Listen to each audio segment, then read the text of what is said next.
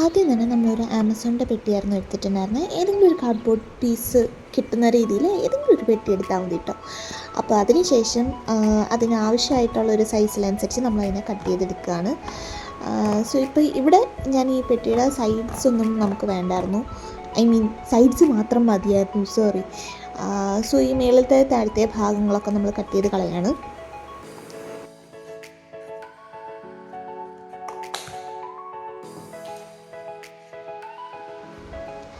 അങ്ങനെ നമ്മൾ നടുക്കലത്തെ 4 പീസസ് നന്നായിട്ട് കട്ട് ചെയ്തെടുത്തിട്ടുണ്ട്. അടുത്ത പരിപാടി എന്ന് പറയുന്നത് നമുക്ക് വേണ്ട ഇമേജ് നമ്മൾ ഇതിൻ്റെ അകത്തേക്ക് കോപ്പി ചെയ്യുക എന്നുള്ളതാണ്. സോ ഞാൻ ഈ പിക്കായിരുന്നു കോപ്പി ചെയ്യാൻ വേണ്ടി ശ്രമിച്ചിട്ടുണ്ടായിരുന്നത്.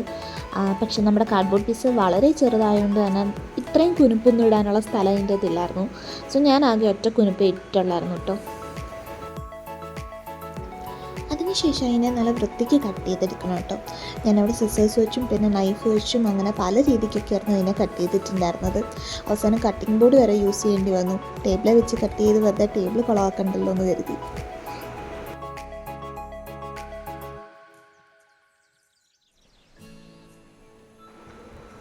ഇതേപോലെ ബാക്കിയുണ്ടായിരുന്ന പീസസും കൂടെ ഞാൻ കട്ട് ചെയ്തെടുത്തിട്ടുണ്ട് കേട്ടോ. സോ വലിയ 2 കാർഡ്ബോർഡ് പീസിൻ്റെ ഇടയ്ക്കൊന്ന് നമ്മൾ കട്ട് ചെയ്തെടുത്ത കാർഡ്ബോർഡ് പീസ് ഞാൻ കളഞ്ഞിട്ടില്ല. അതിന് നമുക്ക് വേറൊരു കാര്യത്തിന് ആവശ്യം വരും. അടുത്ത പരിപാടി എന്ന് പറയുന്നത് ഇവർക്കൊക്കെ പെയിൻറ്റ് അടിക്കുന്ന കേട്ടോ. സോ ഞാനിവിടെ അക്രിലിക് പെയിൻ്റ് ആയിരുന്നു എടുത്തിട്ടുണ്ടായിരുന്നത്. നമുക്കിഷ്ടമുള്ള കളേഴ്സ് എടുക്കാം. പിന്നെ കുറച്ച് ബ്രൈറ്റ് കളേഴ്സ് ആണെങ്കിൽ അത്രയും നല്ലതായിരിക്കും. വലിയ കാർഡ്ബോർഡ് പീസിൻ്റെ നടുക്കുനിന്ന് കട്ട് ചെയ്തെടുത്ത ആ ചെറിയ പീസ് ഉണ്ടല്ലോ, അതിനും കൂടെ ഞാനൊരു യെല്ലോ ഷെയ്ഡ് കൊടുത്തിട്ടുണ്ടായിരുന്നു. അപ്പോൾ അതിനുശേഷം അതിനെ നമ്മൾ ഈ പീസിലേക്ക് സ്റ്റിക്ക് ചെയ്യാൻ പോവാണ്. അതാണ് അടുത്ത പ്രൊസീജിയർ എന്ന് പറയുന്നത്. ആ പരിപാടി എനിക്ക് ചെയ്തു തന്നത് എൻ്റെ ഹസ്ബൻഡായിരുന്നു. കാരണം ഈ ഗ്ലൂ ഗണ്ണിനെ പറ്റി വലിയ ധാരണ എനിക്കില്ല. ഞാൻ ആദ്യമായിട്ടായിരുന്നു ഇത് യൂസ് ചെയ്യുന്നത്. സോ അതെനിക്ക് അശ്വൻ ചെയ്തു തന്നു. അതിനുശേഷം നമ്മൾ ചെയ്യാൻ പോകുന്നതെന്ന് വെച്ചാൽ നമ്മുടെ ഫ്രെയിമിന് പുറകിലായിട്ട് നമ്മൾ ഡബിൾ സൈഡ് ടേപ്പ് ഒട്ടിക്കുകയാണ്. അതിനുശേഷം നമുക്ക് അതിനെ ഇഷ്ടമുള്ളിടത്ത് സ്റ്റിക്ക് ചെയ്യാം. സോ ഞാനിവിടെ ജനലിലായിരുന്നു ഒട്ടിച്ചിട്ടുണ്ടായിരുന്നത്.